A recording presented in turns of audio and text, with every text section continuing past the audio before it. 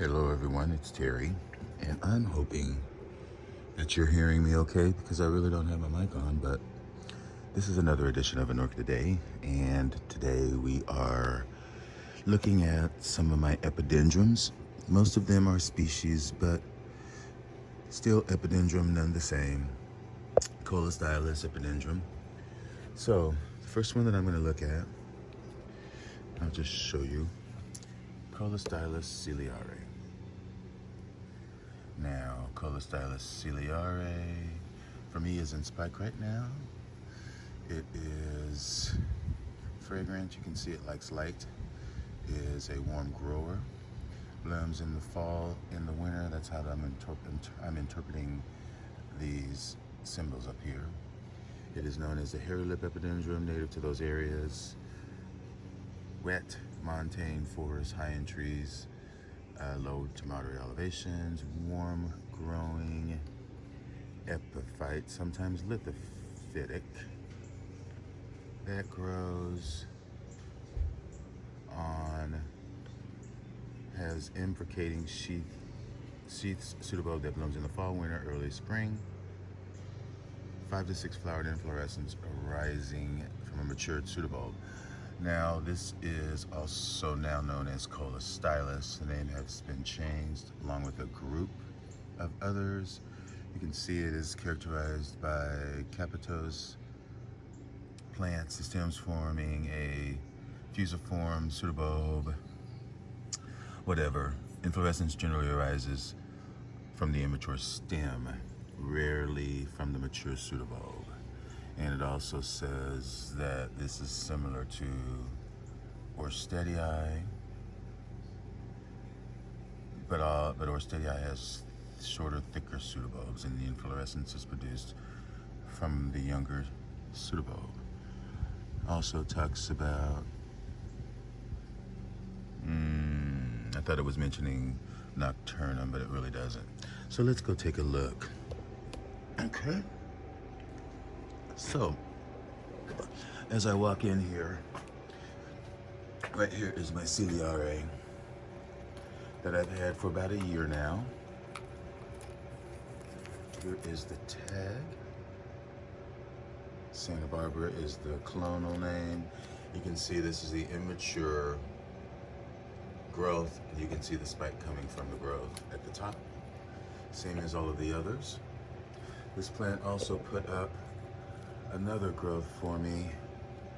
I believe it might have been this small one here, but I'm not so sure. But no, it's this one that blasted. The secret to this plant is it likes lots and lots and lots of water, copious amounts of water. Hence it says that it's from the rainforest. So it likes lots of water while it's in growth. And in order for it to bloom, it needs that water. There is the spike. It also talks about, that's falcatum. But let's find more epis. Okay? Actually, let's try to find the epi that it talked about, which was Orchid. And I know I have, Orchid. And I'm just walking back to the area where I believe it is. Okay. So, let's see here. Where is Orchid? It is on a plaque. And anyway, if I find it, I will point it out because it's, by the way, I found the Orchidii, Colostylus Orchidii. You can see how the girls are more cylindrical. And this is not a blooming size. This is just a little bit of division of seedling that I took off of my other plant. So, you can see how it compares with all the others.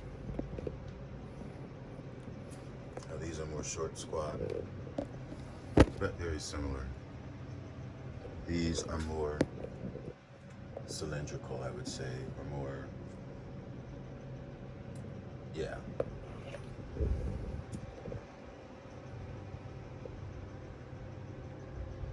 That I want to talk about is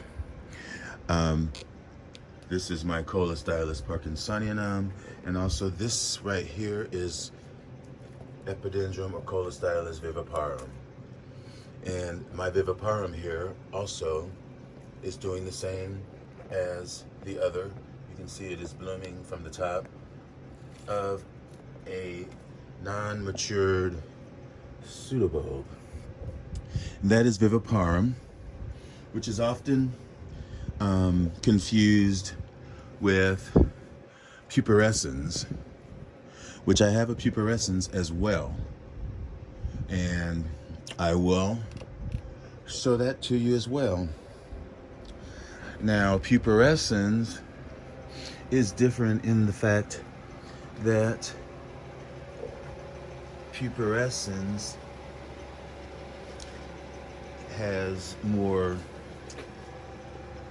stocky pseudobulbs, and I think my pupescens is somewhere around in here. But we'll go look at what the guide says as far as the difference between the two, and it's somewhere in here, and I'm so disorganized. But my Epinocturnum, which is discussed, is here. Now, Epinocturnum, it does come from a matured cane on a pseudobulb. This one as well, this is a cross, which is Epicornatum times scriptum, and it, as unlike the others, flowers from a mature or a terminal growth. So you can see that there is no more leaves coming up, and there is a sheath at the top. This is my pupescens, but it's also says Orchidii, but this I believe is pupescens. There is another tag on it that says, yeah, this tag says pupescens. But you can see that it has just bloomed previously, and it is still not matured pseudobulb. And these pseudobulbs are still maturing, but no sign of a spike. So that's pupescens, often confused with, I believe it's often confused with viviparum, but it could be often confused with Orchidii. I do have an Orchidii that I haven't found yet, but Orchidii also blooms from the immature growths, the pseudobulbs. So let's go back out and take another look at the culture of those other ones. And maybe I'll even find that other Orchidii that I have to give you an example of how it grows. But it's not yet located. It is on a mount that looks similar to that one. But let's go back out here. Okay. So, this is Ciliare. Here is viviparum that I just showed you. Viviparum is distinct from some of the pupescens, because Ciliare is known for putting up kikis on top of kiki, and then those kikis often bloom. It is fragrant. It is a hot grower, likes more shade from those areas. And you can see what it says is that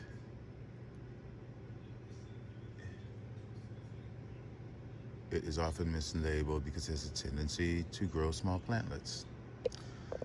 That's what that says about that one.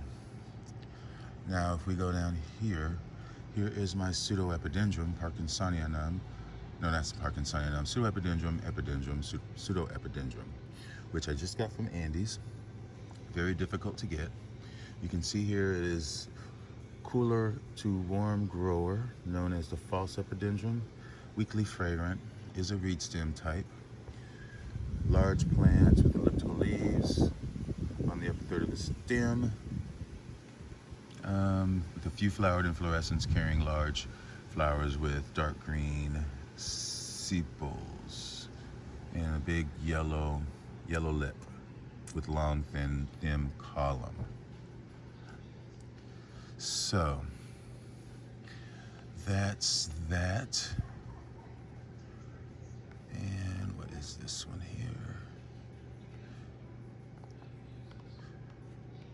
That was silly. All right. Okay. So let's go find my pseudo-epidendrum. And here is another. This is my falcata. That's a ciliare. This is another falcata. And let's see here. My epidendrum, pseudo-epidendrum is right here. Warm intermediate, it's putting up a new growth. And you can see that at the end of the inflorescence, it is still green. I'm not sure if it is capable of still blooming, but we will see. We shall see.